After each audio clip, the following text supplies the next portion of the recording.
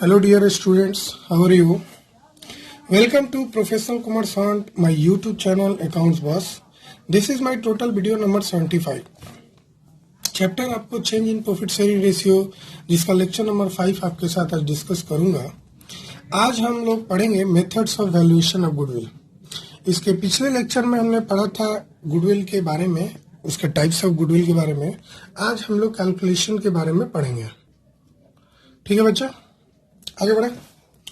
Note, सबसे पहले मैं आपको बता दूं, जहां तक कैलकुलेशन या वैल्यूएशन के बारे में है गुडविल का, ये बहुत ही डिफिकल्ट है कि गुडविल का वैल्यू निकाला जाए, क्योंकि वो एक इनटेंजिबल एसेट है जो जिसको हम देख नहीं सकते हैं, जिसको हम टच नहीं कर सकते, छू नहीं सकते हैं। वैसे स्थिति में हम किसी भी एसेट्स की वैल्यू कैसे निकालेंगे, ये थोड़ा डिफिकल्ट टास्क है।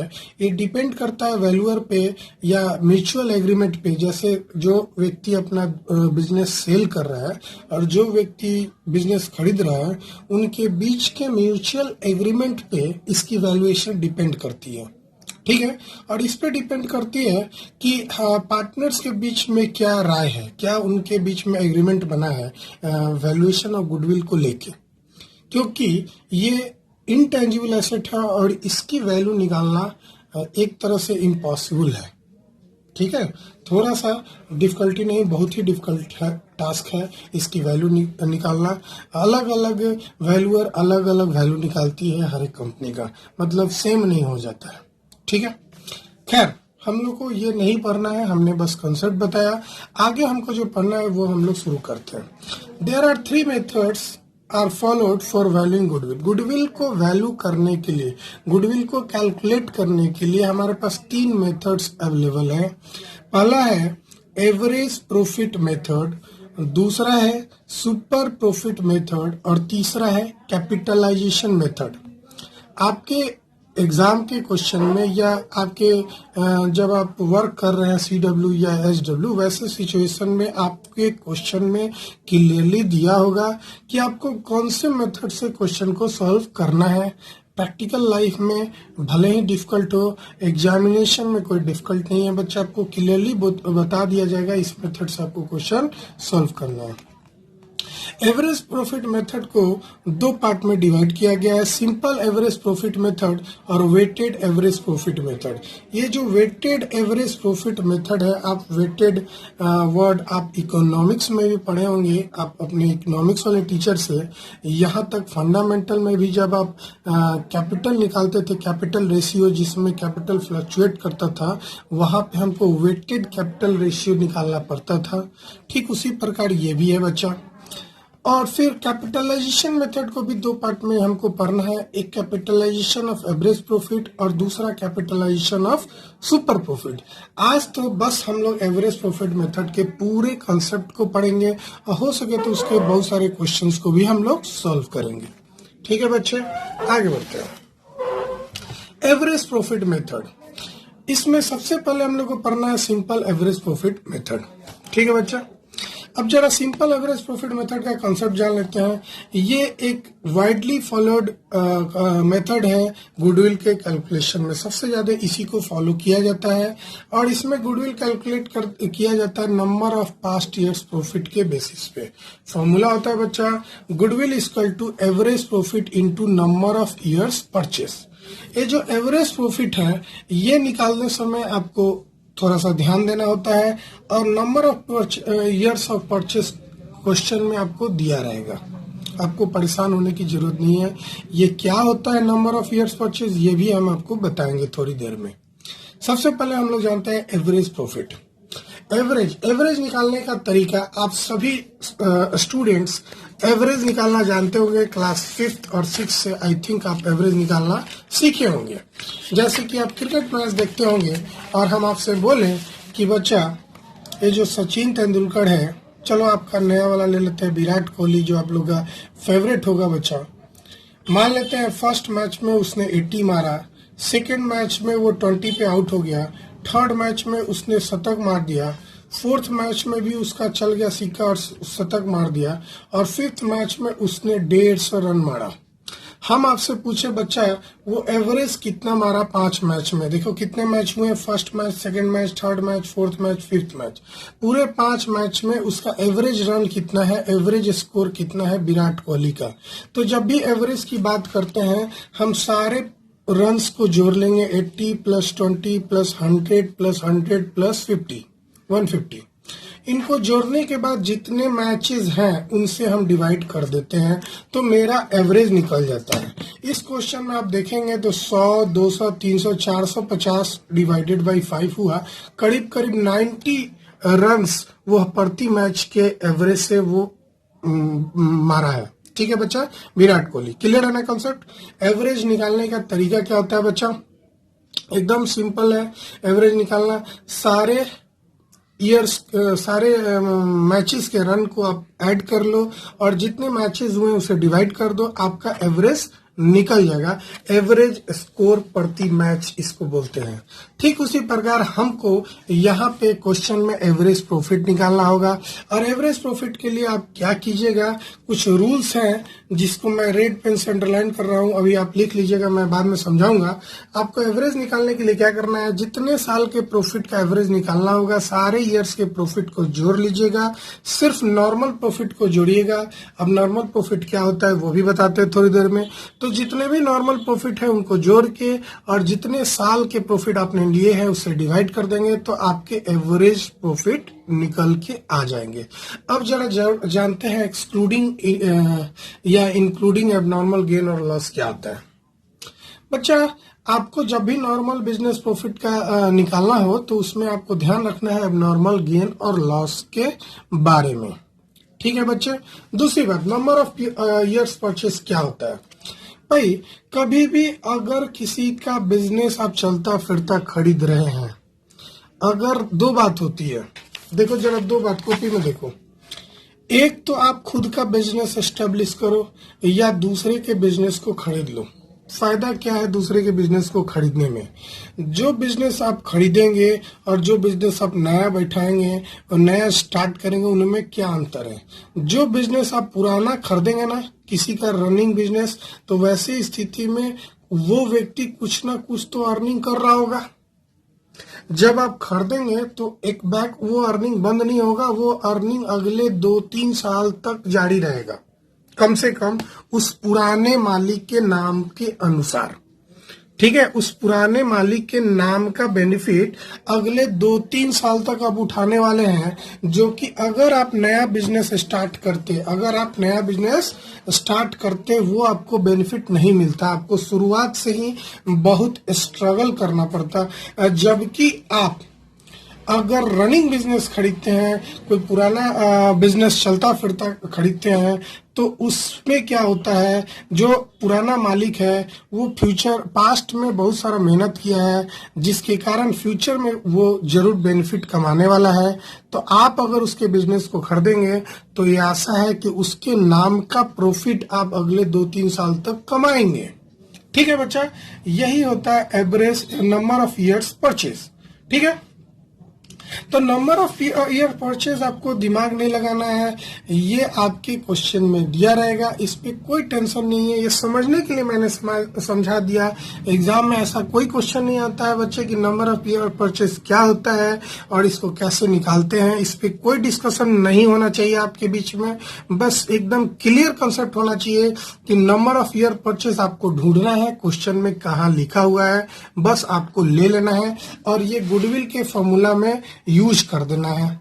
जैसे मान लो एवरेज प्रॉफिट 50,000 आया और नंबर ऑफ ईयर परचेज 2 है, तो आपका गुडविल हो गया 1 लाख रुपीस। क्लियर हो गया बच्चा। आशा करते हैं आपको कोई परेशानी नहीं होगा, मैंने आपको पूरे डिटेल में बता दिया। ठीक है ना, कोई परेशानी नहीं होगा बच्चे। नोट भी कर लिए आप सभी लोग, हमने जो आपको स्क्रीन पे दे रखा है। अब थोड़ा ये जानते हैं सर यहाँ एवरेज प्रॉफिट क्यों लेते हैं, ये भी क्वेश्चन आपके दिमाग में आ सकता है, मैं उसकी भी प्रूफ बता दूं। एवरेज प्रॉफिट क्यों लेते हैं भाई, एक बात बताओ, पीछे का जो पास्ट प्रॉफिट है, आप जो कमा रहे हैं पास्ट प्रॉफिट पीछे का, उसी के बेसिस पे ना डिसाइड होगा कि मान लो अगला साल आप क्या कमाएंगे।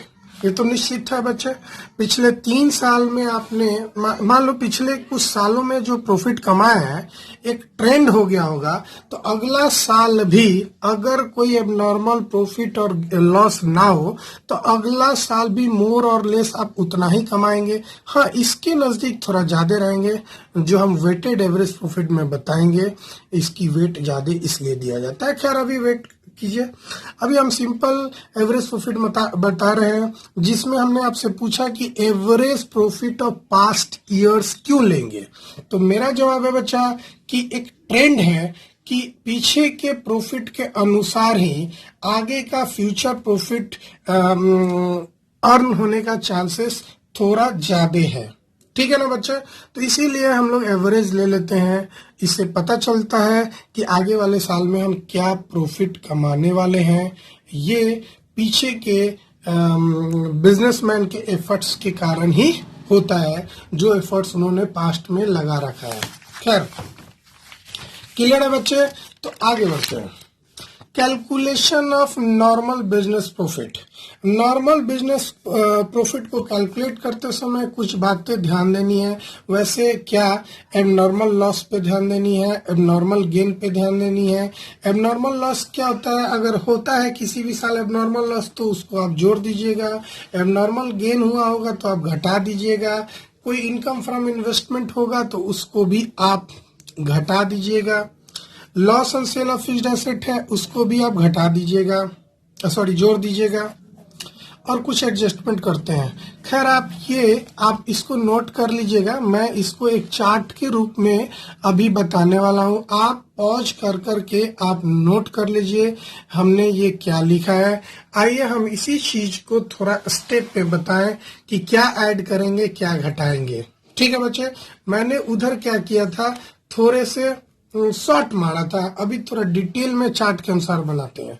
जो भी आपका प्रॉफिट है पिछले साल का, आप सबसे पहले आप लिख दीजिएगा। उस प्रॉफिट में अगर आपको एबनॉर्मल लॉस हुआ है तो आप उसको ऐड कर दीजिएगा। एबनॉर्मल लॉस जैसे loss by fire, loss by theft, loss by earthquake, ये सारा एबनॉर्मल लॉस है। अब उसको आप ऐड क्यों कीजिएगा, ऐसा बताना, ऐसा क्वेश्चन होना चाहिए। सर आप ये बताओ, किसी साल एबनॉर्मल लॉस हुआ होगा तो उस साल का प्रॉफिट घट गया होगा एवरेज प्रॉफिट निकालते समय। अब उस साल का प्रॉफिट घट गया है तो क्या आपको ऐसा श्योर है कि आपका दुकान में हर साल आग लगेगा, हर साल अर्थक्वेक आएगा, हर साल चोरी ही होगा? ऐसा श्योर तो आप नहीं कर सकते हैं। ये तो एबनॉर्मल घटना थी। तो अगर हम एबनॉर्मल लॉस को नहीं जोड़ेंगे तो क्या होगा ना, किसी साल का प्रॉफिट बहुत कम हो जाएगा और आगे वाला जो कमिंग ईयर्स है उसका प्रॉफिट उतना कम नहीं होगा, क्योंकि हर साल तो एबनॉर्मल लॉस नहीं हुआ होगा ना।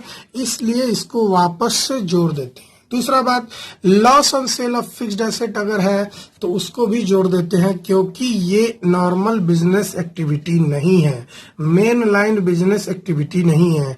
आपका अगर कपड़े की दुकान है तो कपड़े की दुकान में कपड़ा बेचना खरीदना ही मेन लाइन बिजनेस है। अगर अपने कपड़े की दुकान में से जो सोफा लगा रखा है उस सोफा को बेचने से अगर आपको नुकसान हो जाता है तो बिजनेस का इनकम या लॉस वो नहीं है। तो ऐसा इसको, चूंकि इसको घटा दिया होगा उस साल जिस साल ये फिक्स्ड एसेट का लॉस हुआ था, तो आप उसको ऐड कर दीजिएगा जिस साल वो घटाया गया होगा। आगे बढ़ते हैं। तीसरा टॉपिक जो इम्पोर्टेंट है, बच्चे को बहुत कंफ्यूजन होता है, इसलिए मैंने आपको रटाने वाली एक चार्ट के फॉर्म में लिखवा दिया है। अगर आप चाहते हैं कि रट लें, सर समझे नहीं, तो भी आपका क्वेश्चन बनेगा, घबराने की जरूरत नहीं है। अगर आप एकदम डिटेल में कॉन्सेप्ट चाहते हैं तो मेरे साथ बने रहिए, हम आपको पूरे डिटेल में बताते हैं। सबसे पहले over valuation of opening stock को क्यों जोड़ेंगे। आपका ये ट्रेडिंग अकाउंट है, आपका ट्रेडिंग अकाउंट में आप यहाँ लिखते हैं by closing stock, by sales, याद करो। मान लेते हैं 10,000 था, एक क्लोजिंग स्टॉक 20,000 था, ये आपका हो गया 30,000।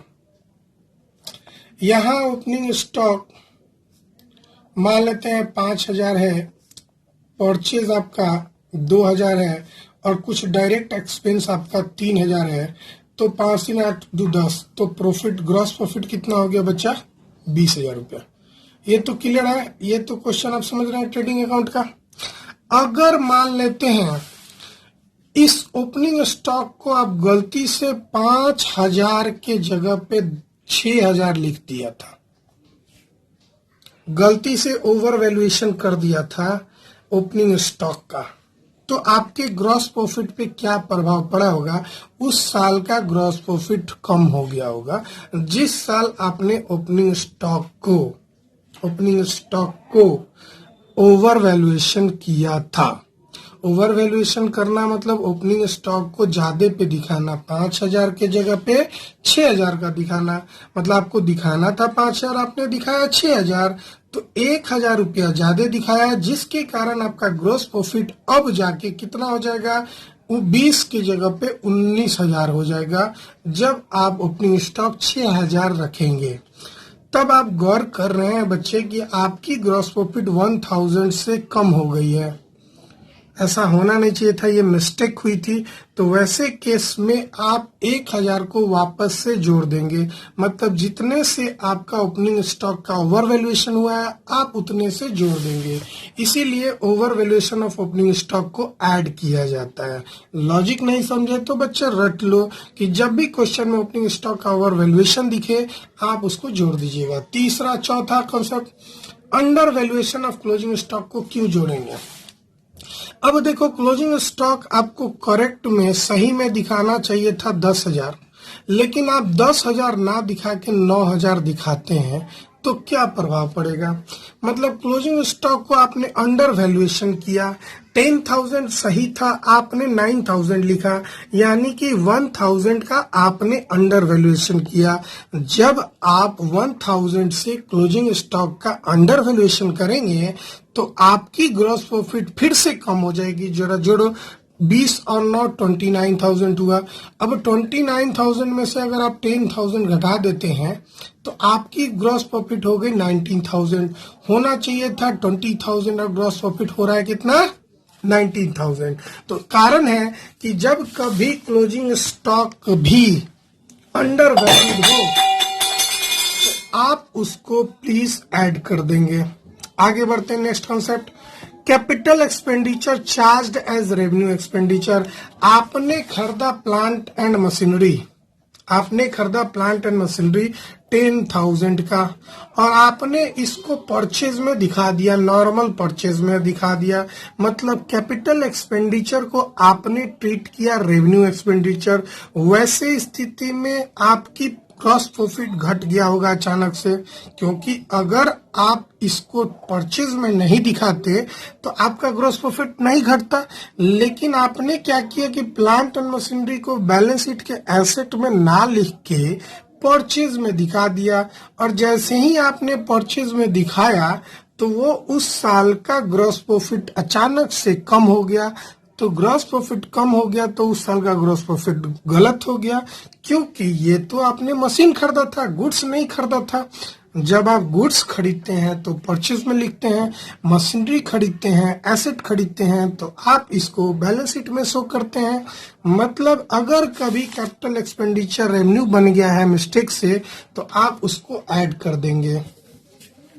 अब आते हैं क्या क्या चीजें आपको लेस करना है जब आप नॉर्मल बिजनेस प्रॉफिट निकाल रहे हैं किसी साल का। तो ये हर एक साल का होगा बच्चे।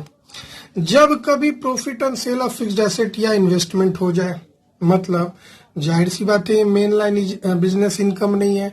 आपका दुकान कपड़े का है तो आप कपड़ा बेचेंगे तो उससे जो इनकम होगा वो आपका मेन लाइन बिजनेस इनकम होगा, नॉर्मल बिजनेस होगा।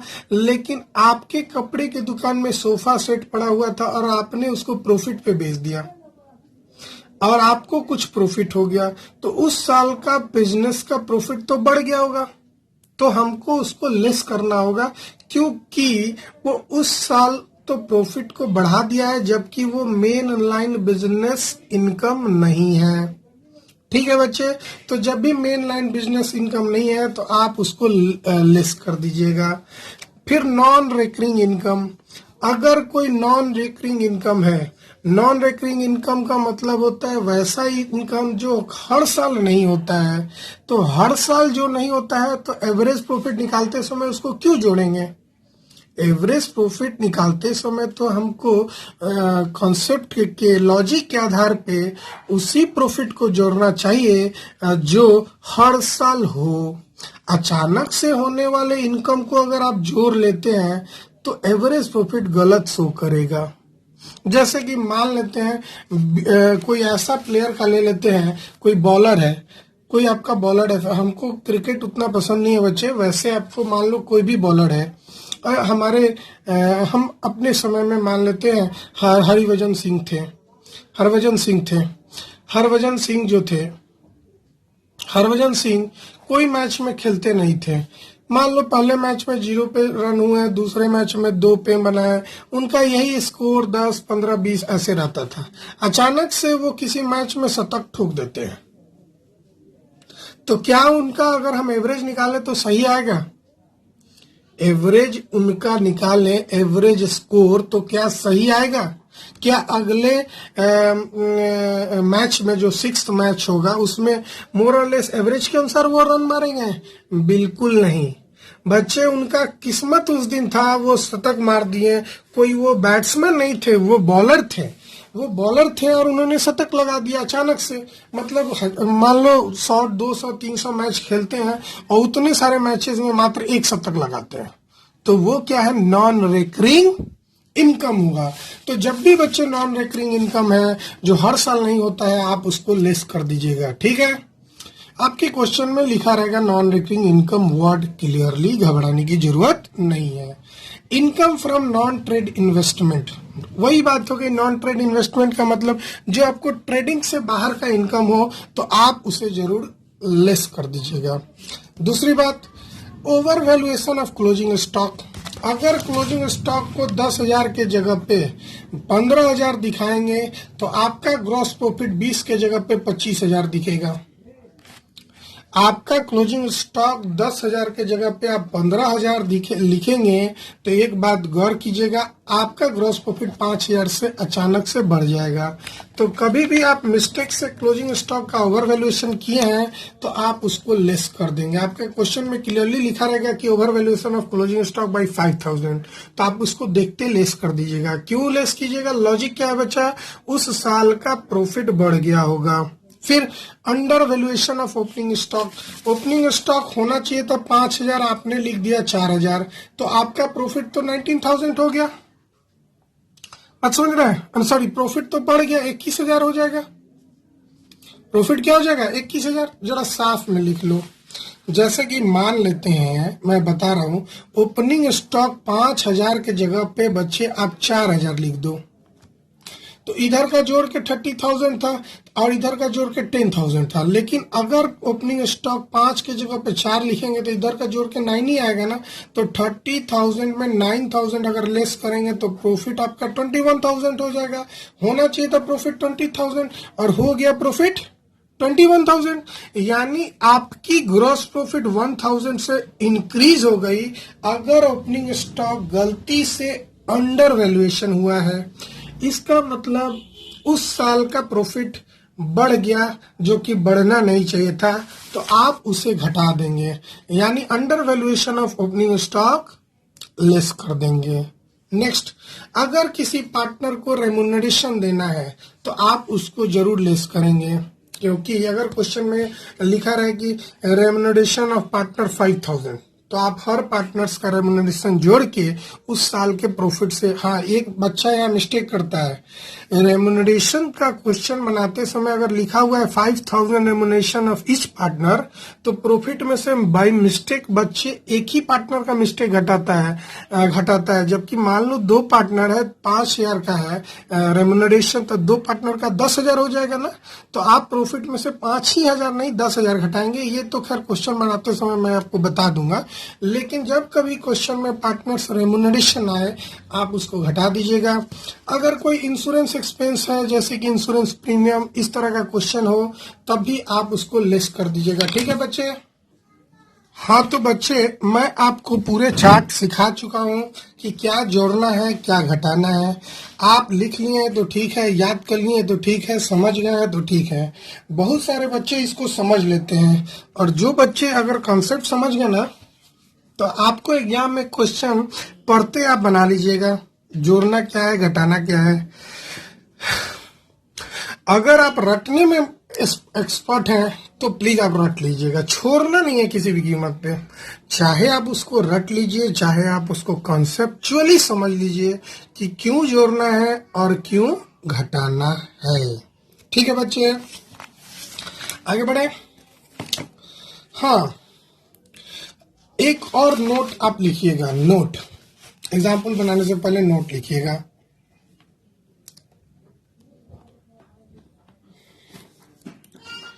If any year there is mistake of undervaluation or overvaluation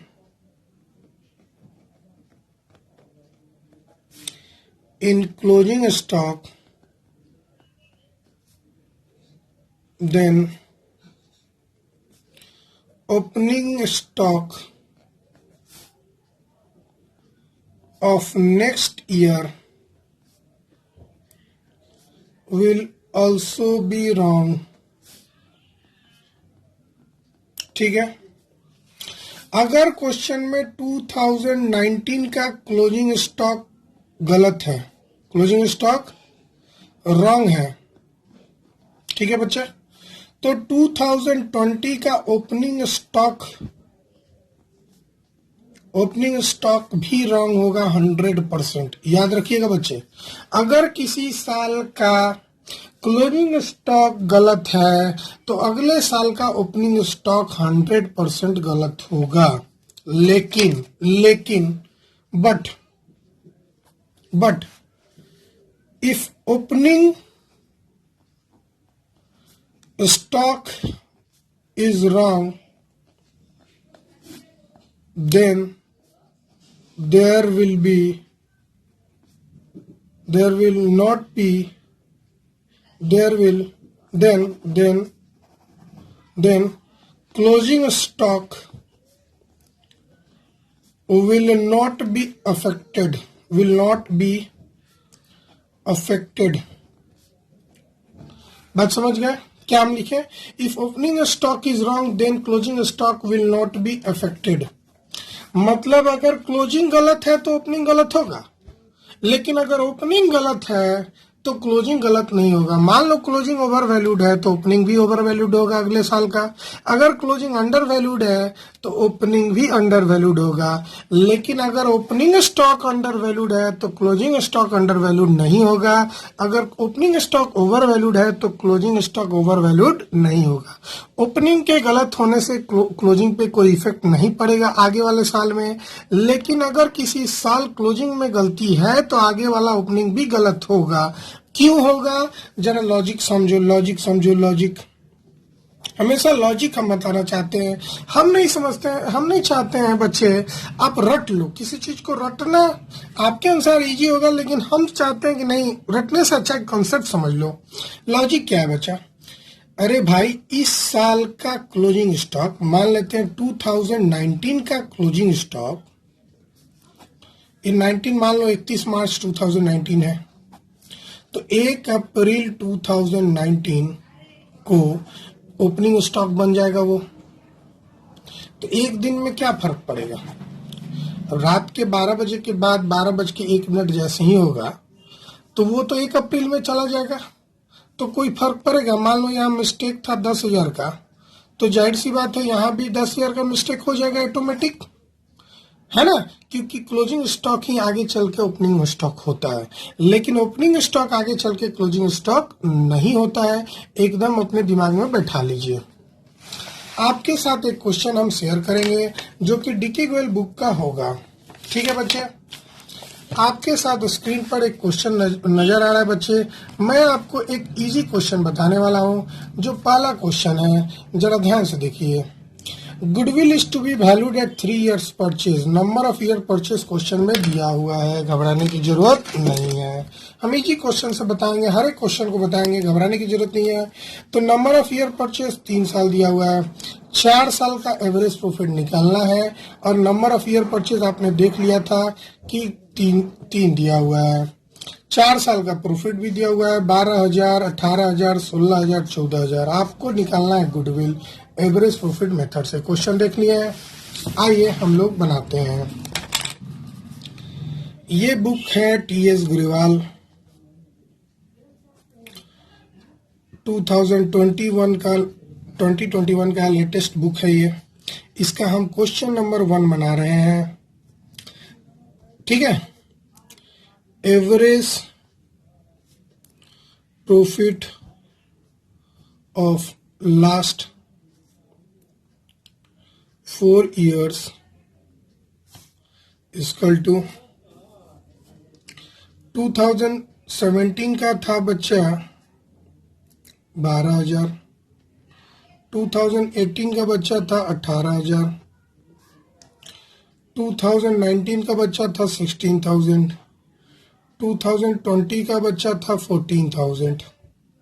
bracket में इसलिए लिखे कि रुपीज एक ही बार लिखेंगे तो काम चल जाएगा। अब इस क्वेश्चन में कोई भी एबनॉर्मल प्रॉफिट एबनॉर्मल लॉस वाला क्वेश्चन नहीं था, ये इजी क्वेश्चन था। एवरेज निकालने के लिए आपको 4 से डिवाइड करना होगा। हमने क्वेश्चन पढ़ा भी था कि सर आपको 4 साल का एवरेज प्रॉफिट निकालना है। तो जरा जोड़ने में हमारी मदद करें आप लोग। आप सभी स्मार्ट स्टूडेंट हैं। 12,000 प्लस 18,000 प्लस 16,000 प्लस 14,000, ये जोड़ के बच्चा 16,000 आया, 60,000। इसको 4 से डिवाइड कर देंगे तो 15 चौका 60, एवरेज प्रॉफिट आ गया 15,000। देयरफॉर अगर हम गुडविल की फॉर्मूला बैठाएं तो goodwill equal to average profit, average normal profit है, into number of years purchase. जैसे कि हमने आपको बताया था, आपके क्वेश्चन में नंबर ऑफ ईयर परचेज दिया रहेगा।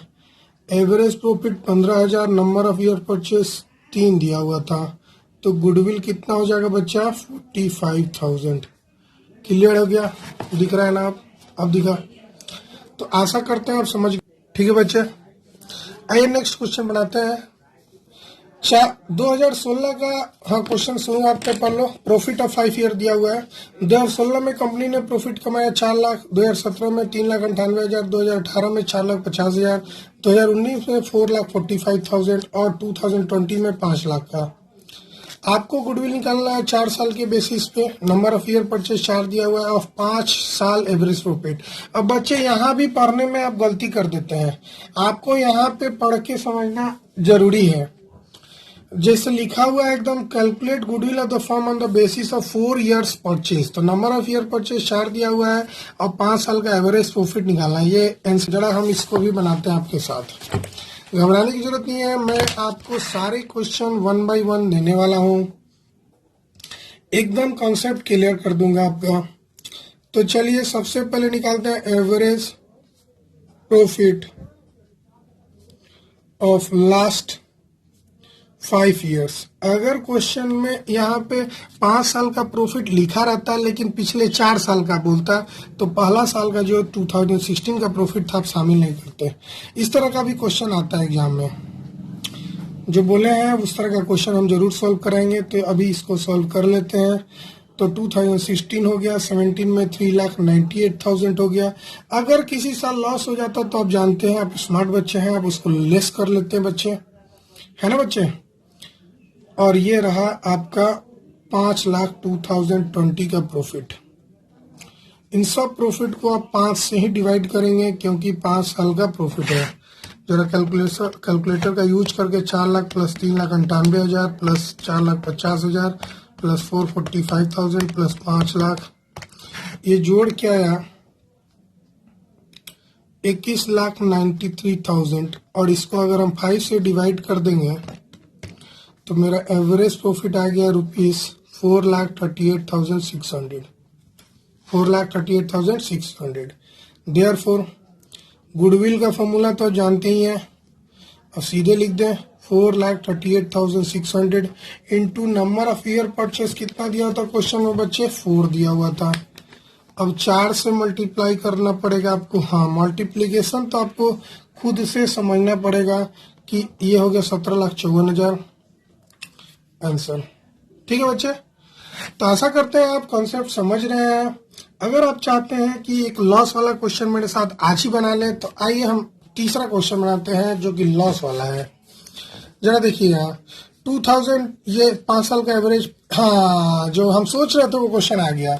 नंबर ऑफ ईयर परचेज बच्चा 3 दिया हुआ है। Average profit of the preceding 5 year ending 31 मार्च, पिछले 5 साल का निकालना है तो 5 ही साल का दिया है, 1 2 3 4 5। अच्छा ये इजी क्वेश्चन है। खैर इस क्वेश्चन में लॉस दिया हुआ है, ये इजी क्वेश्चन है बच्चा, भारी नहीं है जैसा हम सोच रहे थे, लेकिन यहाँ पे लॉस दिया हुआ है तो कैसे निकालेंगे बच्चा, एकदम इजी है। आपके साथ देखिए ना कैसे हम निकाल रहे हैं, आपको भी मजा आ रहा होगा। आप हमको पॉज करके खुद से बना सकते हैं। हम टीज गेवाल, डीके गोयल हो या कोई भी मार्केट में अवेलेबल बुक हो, सबके अच्छे क्वेश्चन हम बनवाएंगे आपको। अभी तो हम कॉन्सेप्ट सिखा रहे हैं। Average period of preceding 5 year 5 years equal to rupees, जरा ब्रैकेट में लिख लो, 8 lakhs plus 15 lakhs plus 18 lakhs। बच्चा माइनस जिस साल होगा ना आप उसको माइनस में लिख दीजिएगा, उसमें ज्यादा दिमाग नहीं लगाएगा। लॉस हो गया तो आप माइनस कर देंगे ना बच्चे, है ना। किसी साल कोई जीरो मार देता है तो आप क्या करते हैं, माइनस ही करते हैं। जीरो हो गया तो जीरो को आप जीरो ही जोड़ेंगे ना। 8 lakh plus 15 lakh plus 18 lakh minus 4 lakh loss हो गया था बच्चे। लॉस का क्वेश्चन हम आपको बोले थे कि करवा देंगे।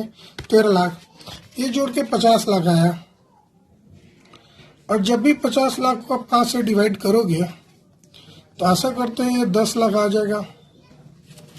देयरफॉर गुडविल इक्वल टू, भाई एवरेज प्रॉफिट तो 10 लाख है और नंबर ऑफ ईयर परचेज हमेशा हमने बोला था कि क्वेश्चन में दिया रहेगा, घबराने की जरूरत नहीं है। तो अगर नंबर ऑफ परचेज नहीं दिया रहे तो आप 2-3 एज्यूम कर सकते हैं, ये बीकॉम में है, लेकिन आपके क्वेश्चन में एवरेज प्रॉफिट दिया रहेगा, घबराने की जरूरत बिल्कुल नहीं है।